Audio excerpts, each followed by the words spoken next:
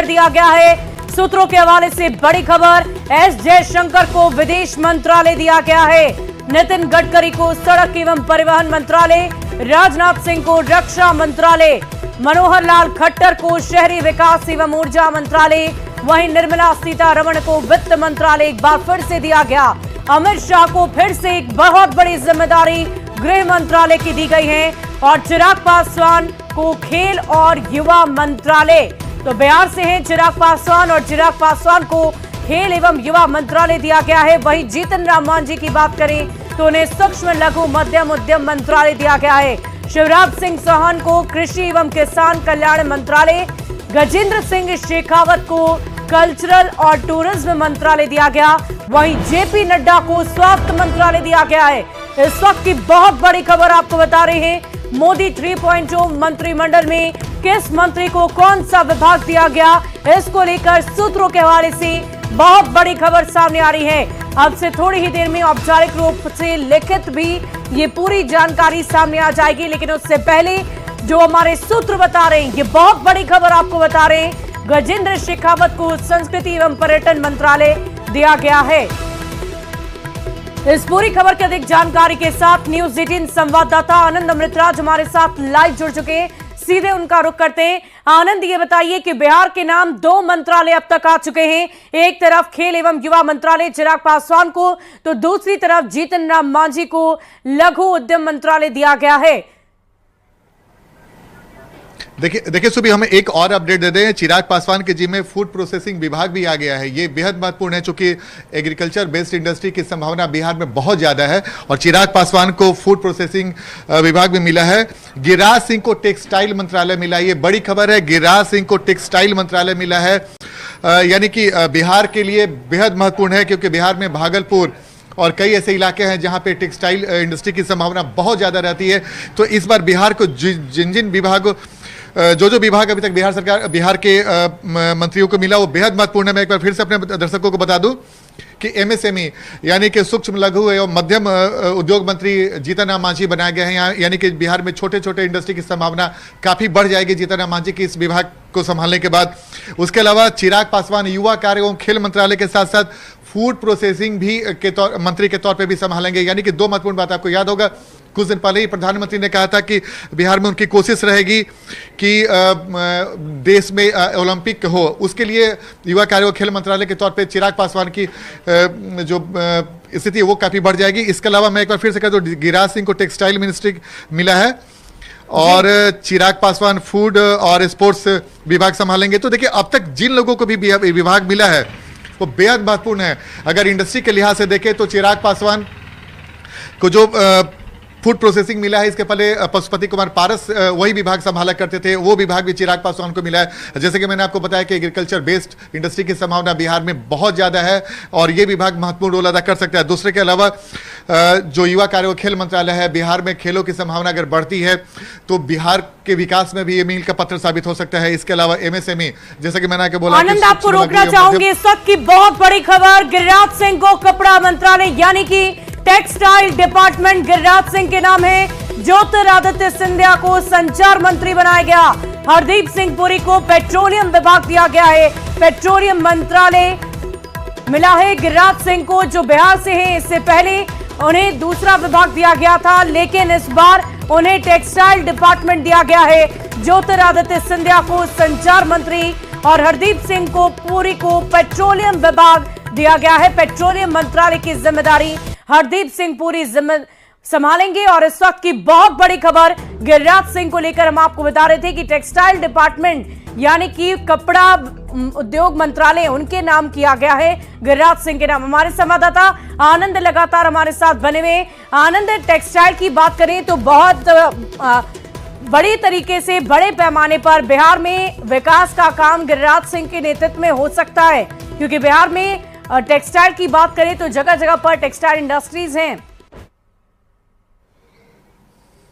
देखिए बिल्कुल, जैसा कि मैंने आपको बिल्कुल आपने सही कहा, बिहार में टेक्सटाइल की संभावना काफ़ी ज़्यादा है, टेक्सटाइल इंडस्ट्री की। और जैसे कि मैंने आपको बताया कि भागलपुर को सिल्क उद्योग के लिए जाना जाता है, और मिथिलांचल पे अगर आप जाइएगा तो मधुबनी पेंटिंग की स्थिति भी काफ़ी बेहतर होती है। तो कई ऐसे इलाके हैं जहाँ पे टेक्सटाइल इंडस्ट्री लगने की संभावना बढ़ जाएगी, चूंकि बिहार को एक बड़ा विभाग मिला है। अगर टेक्सटाइल इंडस्ट्री को देखें, टेक्सटाइल इंडस्ट्री किसी भी राज्य के विकास में महत्वपूर्ण रोल अदा करती है, और गिरिराज सिंह को इस विभाग के देने का मतलब साफ है कि बिहार के विकास के लिए जो प्रधानमंत्री हैं उन्होंने काफ़ी सूक्ष्म तरीके से, एक तरीके से उन विभागों को चिन्हित करके बिहार के मंत्रियों को दिया है जो सीधे बिहार के विकास में महत्वपूर्ण रोल अदा कर सकते हैं। जैसे कि मैंने आपको बताया, अगर आप स्टार्ट कीजिए एमएसएमई विभाग, जो सूक्ष्म, लघु और मध्यम उद्योग होते हैं, बिहार में कोई बड़े इंडस्ट्री की संभावना फिलहाल नहीं दिख रही है, तो ऐसे में छोटे छोटे उद्योगों की संभावना काफ़ी बढ़ जाएगी। और ऐसे में अगर जीतन राम मांझी इस विभाग के माध्यम से, कुछ देर पहले हमारे सहयोगी अमितेश भी जीतन राम मांझी से बातचीत कर रहे थे, तो उन्होंने भी कहा कि मेरी कोशिश रहेगी कि बिहार में छोटे छोटे इंडस्ट्री लगे, तो उस लिहाज से जीतन राम मांझी के इस विभाग को देख सकते हैं। इसके अलावा दूसरे अगर महत्वपूर्ण बात करें, चिराग पासवान को युवा कार्य एवं खेल मंत्रालय के साथ साथ जो फूड प्रोसेसिंग मंत्री बनाया गया है वो भी बेहद महत्वपूर्ण है। देखिए बिहार के कई ऐसे इलाके हैं, मक्का हो, मखाना हो, इसके अलावा कई ऐसे इलाके हैं, खासकर बिहार कृषि प्रधान राज्य माना जाता है, और ऐसे में फूड प्रोसेसिंग मंत्री के तौर पे चिराग पासवान की कोशिश होगी कि बिहार के उन इलाकों को डेवलप किया जाए, उन इंडस्ट्री को बढ़ावा दिया जाए जो एग्रीकल्चर बेस्ड इंडस्ट्री है, जिससे बिहार को फायदा मिल सके। इसके अलावा टेक्सटाइल मिनिस्ट्री बेहद महत्वपूर्ण है जो गिरिराज सिंह संभालेंगे, और युवा कार्य और खेल मंत्रालय। देखिए बिहार में भी खेल की संभावना काफ़ी होती है, लेकिन फिलहाल बिहार खेलों के मामले में काफ़ी पिछड़ा है। अगर युवा कार्य खेल मंत्री के तौर पे चिराग पासवान इस विभाग को संभाल रहे हैं, तो साफ है कि युवा हैं और उनकी कोशिश रहेगी कि बिहार की पहचान खेल के फील्ड में भी पूरे देश में रहे, देश और विदेश में हो, और बिहार में प्रतिभाओं की कोई कमी नहीं है। तो चिराग पासवान के लिहाज से ये मंत्रालय भी बेहद महत्वपूर्ण है, और बिहार के युवाओं के लिए भी बेहद महत्वपूर्ण है। न सिर्फ खेल का विकास होगा बल्कि रोजगार की संभावना बढ़ेगी। बिहार में अगर बड़े बड़े स्टेडियम और खेलों के संसाधन बढ़ेंगे तो न सिर्फ खेल को बढ़ावा मिलेगा, आनंद, अगर हम गौर फरमाएं तो पहले अगर फूड प्रोसेसिंग इंडस्ट्रीज की बात करें, मंत्रालय की बात करें, तो ये उनके चाचा पशुपति कुमार पारस के पास था, और अब इसे दे दिया गया है चिराग पासवान को। तो जाहिर सी बात है ये जिम्मेदारियां पहले से चली आ रही है, पहले पिता फिर चाचा, और अब चिराग पासवान इसे संभालेंगे। बिल्कुल, आपने बिल्कुल सही कहा, और सबसे महत्वपूर्ण बात यह है कि चिराग पासवान की अहमियत समझिए। स्ट्राइक रेट उन्होंने 100% बना के रखा था, और इसका इनाम भी मिला उन्हें। दो विभाग, महत्वपूर्ण विभाग मिले हैं। तो और उनके चाचा जो पशुपति कुमार पारस थे, फूड प्रोसेसिंग मंत्री के तौर पे उन्होंने संभाल रखा था, और जब अब इस बार मंत्रालय में वो नहीं है तो उसके जगह उन्हीं के भतीजे को दिया गया है। तो बिल्कुल निश्चित तौर पर बेहद महत्वपूर्ण है।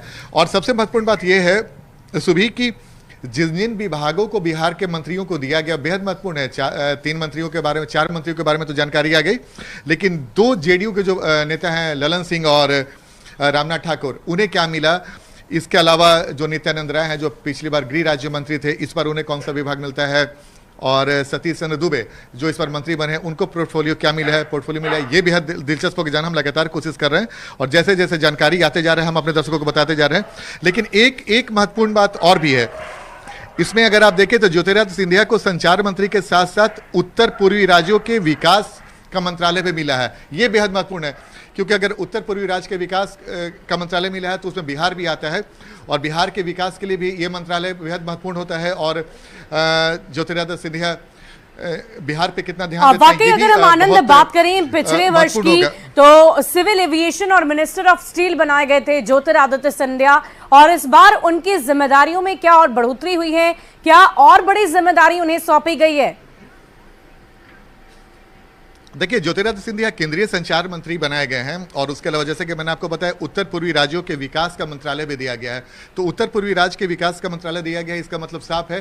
देखिए, हमारे साथ सुहेली मेहता हैं जो बीजेपी के प्रवक्ता हैं। इधर देखिए, बिहार के लिहाज से सुहेली जी कुछ महत्वपूर्ण विभाग मिले हैं। टेक्सटाइल मिनिस्टर बने हैं गिरिराज सिंह, कैसे देखती हैं इसको? बहुत अच्छी बात है। बिहार में किसी भी सांसद को कोई भी विभाग मिलता है तो ये आशा ही नहीं, पूरा विश्वास रहता है। टेक्सटाइल मिनिस्ट्री के तौर पे क्या देखती है यहाँ पे, अगर क्या हो सकता है बिहार में? बिल्कुल टेक्सटाइल इंडस्ट्री यहाँ पे लग सकता है, और काफ़ी बिहार आगे बढ़ा है। और आगे बढ़ा है, तो इंडस्ट्री के लायक भी लोगों का दिमाग हुआ है। उस तरह के माहौल में एमएसएमई मंत्री बने हैं जीतन राम मांझी, इसे कैसे देखती हैं? ये भी बहुत अच्छी बात है। और आजकल जो यंगस्टर्स हैं वो इस पर, चूंकि सरकार स्टार्टअप की बात कर रही हैं, बिल्कुल, चूंकि सरकार की योजनाएं हैं, लोन इतने आराम से मिलते हैं, तो स्वाभाविक सी बात है कि बिहार के लोग बने हैं उसमें, तो निश्चित रूप से जो यंग बच्चे हैं उन लोगों को इससे बहुत आराम होगा। एक चिराग पासवान बेहद महत्वपूर्ण रोल में थे और उन्हें स्पोर्ट्स और फूड प्रोसेसिंग 2 महत्वपूर्ण विभाग मिला है। बिल्कुल, ये दोनों ही बिहार के लिए, क्योंकि बिहार किसानों का राज्य है और खासकर उत्तर बिहार में जो कृषि है, खासकर फूड प्रोसेसिंग के लिए ये बहुत अच्छी फसल होती है। उधर मक्के की खेती, मिर्च है, तिलहन है, हल्दी है, मसाले हैं, तो फूड प्रोसेसिंग के लिए ये सारे चीज़ बहुत ही इम्पोर्टेंट है।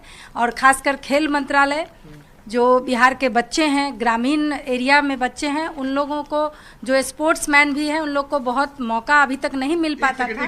देखिए, एक महत्वपूर्ण जानकारी आई है, ललन सिंह जो जेडीयू के वरिष्ठ नेता हैं, उन्हें ministry of Panchayati Raj and ministry of fisheries, animal husbandry और एंड डेयरिंग, यानी कि पशुपालन, मत्स्य के साथ साथ उन्हें पंचायती राज मंत्री भी बनाया गया है। ये विभाग भी बेहद महत्वपूर्ण हो जाता है, चूंकि बिहार में अगर आप देखें तो इसकी संभावना है, चूंकि बिहार के कई ऐसे इलाके हैं जहां पे नदियां बड़ी संख्या में हैं, तो वैसी स्थिति में ललन सिंह की भूमिका काफ़ी बढ़ जाएगी।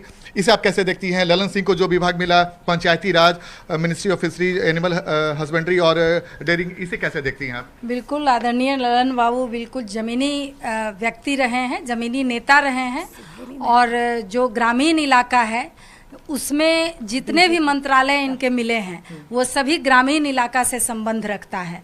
और निश्चित रूप से जो उनका काम करने का जज्बा होता है और जितने कर्मठ हैं, उसके अनुसार आप देख रहे होंगे कि मुंगेर में उन्होंने कितने विकास से संबंधित काम कराए हैं। तो उसी हिसाब से हम समझें कि अब वो बिहार के हैं, पूरे बिहार का वो नेतृत्व कर रहे हैं यहाँ से, तो निश्चित रूप से अब मुंगेर ही नहीं, पूरा बिहार उनके काम से प्रभावित होगा। देखिए, तो भी निश्चित तौर पे लगातार हम अपने दर्शकों को बताते जा रहे हैं और बेहद महत्वपूर्ण है। अगर आप इसमें आप जो भी देखेंगे, जो विभाग अब तक बिहार को मिला है, वो विभाग बिहार के विकास के लिए बेहद महत्वपूर्ण हो सकता है। और जैसा कि मैंने आपको बताया कि हम लगातार इस बात की चर्चा भी कर रहे थे कि किसी किसी तो तमाम जो मंत्री हैं उनके आनंद, एक बार फिर हमारे दर्शकों को बताइए कि बिहार में कौन कौन से मंत्रालय आए हैं और किन किन मंत्रियों की जानकारी अब तक आपके पास पहुंची है। देखिए, मैं आपको बता दूं सिलसिलेवार तरीके से, अगर हम राजीव रंजन सिंह ललन की बात करें तो एक बार फिर से अपने दर्शकों को मैं बताने की कोशिश कर रहा हूं कि जी सुबह लगातार हमारे पास अपडेट आते जा रहे हैं, तो हम कोशिश रहेगी कि भाई ऐसा कुछ न छूटे और हम तमाम अपने दर्शकों को, हाँ, राजीव रंजन सिंह उर्फ ललन सिंह मिनिस्ट्री ऑफ पंचायती राज के मंत्री बनेंगे और बिहार में किसी भी आनंद, जहां तक मुझे याद है पहले ये विभाग गिरिराज सिंह के नाम था और इस बार ललन सिंह को दिया गया है। बिल्कुल, लेकिन इसके साथ ministry of fisheries, animal husbandry, dairy के भी मंत्री बनेंगे। और जैसे कि मैंने आपको बताया कि बिहार में फिशरी की काफ़ी संभावना है, एनिमल हस्बेंड्री की काफ़ी संभावना है और दूध उत्पादन में भी बिहार देश के अव्वल राज्यों में शुमार हो रहा है। इसके अलावा अगर हम जीतन राम मांझी की बात करें तो ministry of micro, small and medium enterprises वो बने हैं। युवा कार्य और खेल मंत्री और फूड प्रोसेसिंग मंत्री बने हैं चिराग पासवान। इसके अलावा एमएसएमई मंत्री बने हैं जीतन राम मांझी। तो ये कुछ महत्वपूर्ण विभाग है, हम लगातार अपने दर्शकों को बताते जा रहे हैं। गिरिराज सिंह को लेकर भी जानकारी सामने आ गई। आनंद, बिल्कुल, हम आपकी जगह textile minister Giriraj Singh, textile minister, हम एक बार फिर से हम अपने दर्शकों को बताने की कोशिश कर रहे हैं। Jitan Ram Manjhi minister of micro, small and medium enterprises, Lalan Singh minister of Panchayati Raj and minister of fisheries, animal husbandry and dairying. इसके अलावा मैं आपको और भी बताने की कोशिश कर रहा हूँ, Giriraj Singh minister of textile. इसके अलावा बिहार से जुड़े हुए हैं जो चिराग पासवान, उन्हें minister of food processing minister of food processing industry, इसका मिनिस्टर बनाया गया है। इसके अलावा अगर आप बिहार में और भी देखें तो मैं लगातार अपने दर्शकों को बताने की कोशिश कर रहा हूँ। बिहार के लिहाज से रामनाथ ठाकुर बेहद महत्वपूर्ण है। रामनाथ ठाकुर को मिला है minister of state, the ministry of agriculture and चलिए आनंद आपसे और भी जानकारी लेंगे। आनंद आपसे और भी जानकारी लेंगे और इस वक्त हमारे साथ हमारे एडिटर खुद मनोज मल्यालन सर जुड़ चुके हैं। उनसे पूरी जानकारी लेते हैं कि किसे बिहार में कौन सा विभाग मिला है और कौन सा मंत्रालय की जिम्मेदारी किसे दी गई है। जी शुभी, हमारे पास पूरी सूची जो है वो मंत्रियों की आ चुकी है और हम आपको बता दें, जैसे कि कुछ मंत्रालयों की चर्चा हम लोग अभी दर्शकों के साथ शेयर कर रहे थे, जानकारी उन्हें दे रहे थे और अभी पूरी सूची आ गई है। राजनाथ सिंह जैसा कि हम लोग जिक्र कर रहे थे, रक्षा मंत्रालय का कामकाज उन्हें फिर से दिया गया है जी। अमित शाह गृह मंत्रालय पहले भी संभाल रहे थे, अब भी वो संभालेंगे और इसके साथ उन्हें मिनिस्ट्री ऑफ कॉर्पोरेशन दिया गया है, सहकारिता विभाग जिसको हम कहते हैं। सहकारिता विभाग का कामकाज वो पहले से संभाल रहे थे। आपको याद होगा, दर्शकों को एक जानकारी ये पहले से दर्शकों को होगी कि एक नया मंत्रालय जो है वो सहकारिता विभाग मोदी सरकार 2 के दरमियान जो है शुरू किया गया था। नितिन गडकरी जो हैं उनके पास रोड ट्रांसपोर्ट और हाईवे जो है वो पहले की तरह रहेगा और स्वास्थ्य मंत्रालय जो है वो जेपी नड्डा के पास फिर से आ गया। फिर से इसलिए मैं कह रहा हूं कि वो पहला जो इनका कार्यकाल था मोदी मंत्रिमंडल में, उसमें भी इनके पास स्वास्थ्य मंत्रालय था। बाद में ये अध्यक्ष हो गए थे, तो जाहिर है आपको जैसा कि पता ही है कि बीजेपी में एक पोस्ट जो है वो होता है, यानी कि अगर या तो आप संगठन में होते हैं या फिर मंत्रालय में होते हैं, कोई एक पद जो है आपके पास होता है। शिवराज सिंह चौहान, इनके पास जो है बहुत ही महत्वपूर्ण जो है मंत्रालय दिया गया है। जैसा कि आप जानते हैं ये मध्य प्रदेश के पूर्व मुख्यमंत्री हैं और इन्होंने पूरी तरह से जो है कृषि का जो है कायाकल्प कर दिया था, आपको पता ही है मध्य प्रदेश में। तो इनका जो तजुर्बा है पिछले लगभग 18-20 साल का, वो जो है वो काम आएगा किसानों की बेहतरी के लिए कृषि के क्षेत्र में। और इनके पास उनको रूरल डेवलपमेंट भी दिया गया है। अब देखिए 2 बहुत ही महत्वपूर्ण मंत्रालय जो है इन्हें दिया गया है। वैसे हम बता दें कि ये जो सूची आई है इसको अभी जो है औपचारिक रूप से इसका ऐलान होना अभी बाकी है और उसके साथ साथ हम लोग शुभी बात कर रहे थे बिहार में से जो आने वाले मंत्री हैं और उनको जो मंत्रालय दिया गया है। तो वैसे थोड़ा सा मायोपिक तरीका होगा देखने का कि सिर्फ बिहार, क्योंकि ये सभी मंत्री केंद्रीय मंत्री हैं तो जाहिर है कि इनका दायरा तो पूरे देश के लिए है। लेकिन फिर भी ये बहुत अहम हो जाता है कि अगर जो है गिरिराज जी के पास जो है वो टेक्सटाइल मिनिस्ट्री आया है, तो आप बताइए इससे बढ़िया और बिहार के लिए क्या हो सकता है। भागलपुर टेक्सटाइल का जो है हब रहा है एक तरह से, तो निश्चित रूप से जो है वहां पे चीजें जो है वो पीछे जा चुकी हैं, हम सब वाकिफ हैं। तो वहां पे एक तरह से जो उसको पूरी तरह से ये सर आपको रोकना चाहूंगी, एक बहुत बड़ी खबर सामने आ रही है। ललन सिंह को पंचायती राज मंत्रालय मिला है। इस वक्त की बहुत बड़ी खबर, ललन सिंह को पंचायती राज मिला है और इस पर भी हम चर्चा करेंगे। देखिए बिहार से 4-5 नाम सामने आ चुके हैं, जिनमें से ललन सिंह को लेकर भी नाम अब सामने आ चुका है, पंचायती राज विभाग। जी सर। हाँ, पंचायती राज मंत्रालय जाहिर है कि बहुत अहम है बिहार के परिप्रेक्ष्य में, बिहार के कॉन्टेक्स्ट में ये मंत्रालय ऑफ कोर्स बहुत इंपॉर्टेंट है। आपको पता ही है कि नीतीश कुमार ने जो है खासकर जो है महिलाओं के लिए क्या कुछ नहीं किया और 50% जो आरक्षण है महिलाओं के लिए पंचायत में, वो तो इन्हीं की सबसे बड़ी उपलब्धि है और इसको बहुत बढ़िया करीब से इन्होंने देखा है। नीतीश कुमार मंत्रिमंडल में रहे हैं तो काफी कुछ समझते हैं, तो इनके पास जो वो तजुर्बा है बिहार का वो पूरे देश में भी काम आएगा और बिहार के कॉन्टेक्स्ट में तो है ही बहुत इंपॉर्टेंट, तो बिहार में भी काम आएगा। शुभी जी, तो देखिए बहुत सारे अहम मंत्रालय हैं जिसको लेकर हम चर्चा लगातार कर रहे हैं और बिहार के नाम भी 3-4 मंत्रालय अब तक सामने आ चुके हैं। यहां रुकेंगे एक छोटे से अंतराल के लिए, खबरें लगातार जारी है तो सर भी हमारे साथ लगातार बने रहेंगे और हम इस पर पूरी चर्चा करेंगे। हमारे एडिटर लगातार हमारे साथ बने हुए, पल पल के अपडेट लगातार हम आप तक पहुंचाएंगे, लेकिन यहां रुकते हैं एक छोटे से अंतराल के लिए।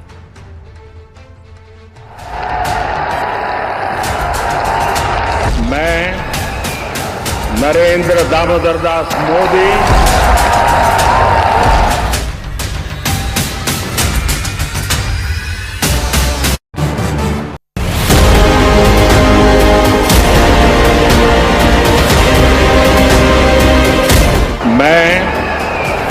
नरेंद्र दामोदर दास मोदी ईश्वर की शपथ लेता हूं कि मैं विधि द्वारा स्थापित भारत के संविधान के प्रति सच्ची श्रद्धा और निष्ठा रखूंगा।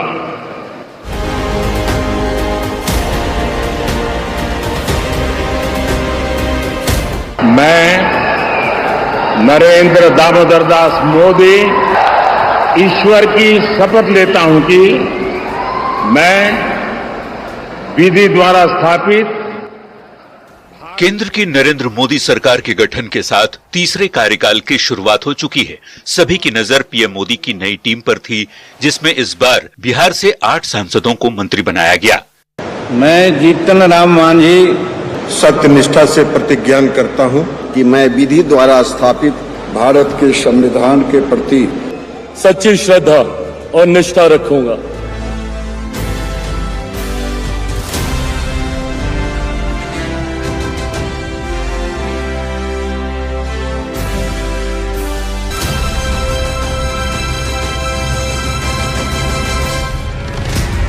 मोदी सरकार 3.0 की नई टीम में सोशल इंजीनियरिंग की झलक साफ तौर पर देखी जा सकती है। कैबिनेट में हर वर्ग को प्रतिनिधित्व मिले, इसे ध्यान में रखकर पीएम मोदी की टीम तैयार की गई है।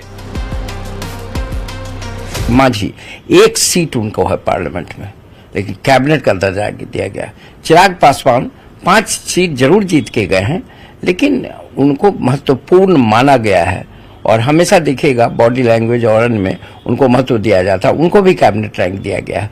तो जातीय समीकरण का तो ध्यान रखा गया। खासकर यह इसलिए भी महत्वपूर्ण है कि आने वाले चुनाव में, बिहार में जो चुनाव होने वाला है 2025 में, इसकी जरूरत पड़ेगी। मोदी सरकार के कैबिनेट का गठन जिस तरह से किया गया है, उससे ये अनुमान लगाना मुश्किल नहीं है कि इसे 2025 में होने वाले बिहार विधानसभा चुनाव को देखते हुए हर वर्ग को साधने की कोशिश की गई है।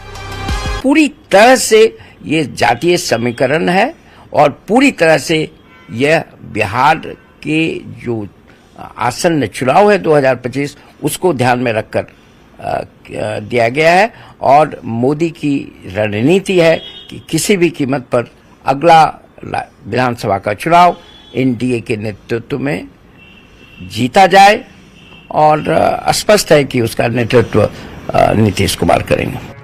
बिहार में भले ही अभी बीजेपी और जेडीयू गठबंधन की सरकार चल रही है, लेकिन 2020 के चुनाव में लालू प्रसाद की पार्टी राष्ट्रीय जनता दल सबसे बड़ी पार्टी बनकर उभरी थी, जबकि नीतीश कुमार की जेडीयू तीसरे नंबर की पार्टी बनकर रह गई थी। मोदी कैबिनेट में जिस तरीके से हर वर्ग को प्रतिनिधित्व दिया गया है, उसका खाका अगले साल होने वाले बिहार विधानसभा चुनाव को देखते हुए तैयार किया गया है। 2020 में चिराग पासवान का एनडीए गठबंधन के साथ नहीं होना भी नुकसान की एक बड़ी वजह थी। मतलब साफ है, 2024 में केंद्र में मोदी सरकार के गठन के साथ बीजेपी मिशन 2025 में लग गई है और जिस तरह से जातीय समीकरण को देखते हुए मंत्रिमंडल में बिहार के सांसदों को जगह दी गई है, उससे 2025 के बिहार विधानसभा चुनाव पर कितना असर पड़ता है, ये देखना दिलचस्प होगा। Bureau report. तो मोदी सरकार के तीसरे कार्यकाल में जिस राज्य से सबसे ज्यादा मंत्री बनाए गए हैं, उनमें बिहार दूसरे नंबर पर है और जहां से 8 सांसदों को कैबिनेट में शामिल किया गया है, जिसमें जातीय समीकरण का बखूबी ध्यान रखा गया है।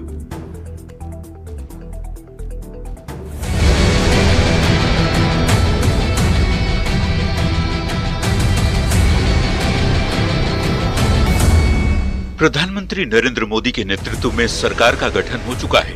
मोदी कैबिनेट के 71 मंत्रियों ने पद और गोपनीयता की शपथ ले ली। तीसरे कार्यकाल में सोशल इंजीनियरिंग के साथ राज्यों की सियासत को भी साधने की पूरी कोशिश की गई है। नए वोटरों को साधने से लेकर कोर वोटर्स तक का ख्याल रखा गया है, जबकि साइलेंट वोटर मानी जाने वाली महिलाओं को भी मोदी कैबिनेट में भरपूर जगह मिली है। मोदी सरकार के तीसरे कार्यकाल में जनरल कैटेगरी से 28 मंत्री बनाए गए, जबकि ओबीसी से 27 सांसदों को मंत्री बनाया गया, जबकि एससी वर्ग से 10 सांसदों को कैबिनेट में जगह मिली। एससी वर्ग से 5 सांसदों को मंत्री बनाया गया, जबकि ईबीसी कोटे से 2 सांसद मंत्री बने।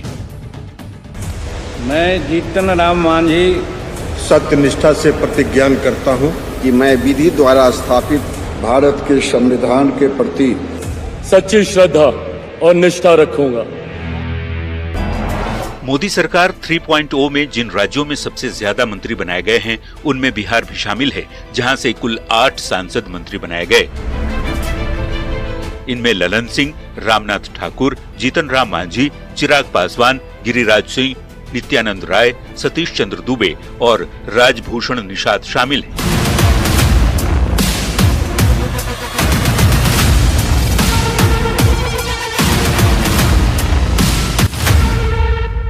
पीएम मोदी ने इस बार मंत्रिमंडल गठन में न सिर्फ गठबंधन धर्म बल्कि जातीय समीकरण का भी खास ध्यान रखा है, ताकि बिहार चुनाव में एनडीए को इसका फायदा मिले।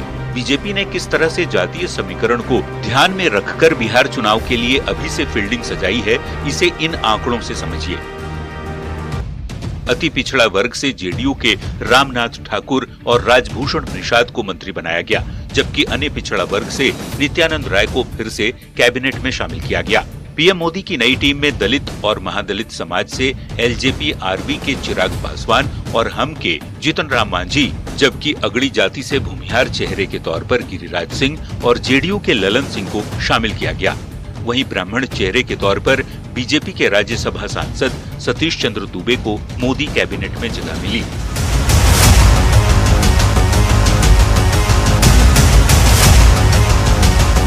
इसी से आप समझ सकते हैं कि बिहार बीजेपी के लिए कितना अहम है। देश की राजनीति किस करवट बैठेगी, इसमें बिहार की सियासत का अहम योगदान होता है और बिहार की सियासत में कास्ट पॉलिटिक्स की जड़ें कितनी मजबूत है, इस बात से बीजेपी अच्छी तरह से वाकिफ है। तो देखिए, अभी विस्तार बाकी है। केंद्रीय कैबिनेट में प्रधानमंत्री सहित 81 बनाए जा सकते हैं। तो अभी तो 72 ही बना है, अभी 10 और बनाए जा सकते हैं वहाँ। तो कहीं न कहीं करेक्ट तो करना पड़ेगा। यदि वोट लेना है तो उस जाति समूह को प्रतिनिधित्व देना होगा। ये हिस्सेदारी का सवाल है।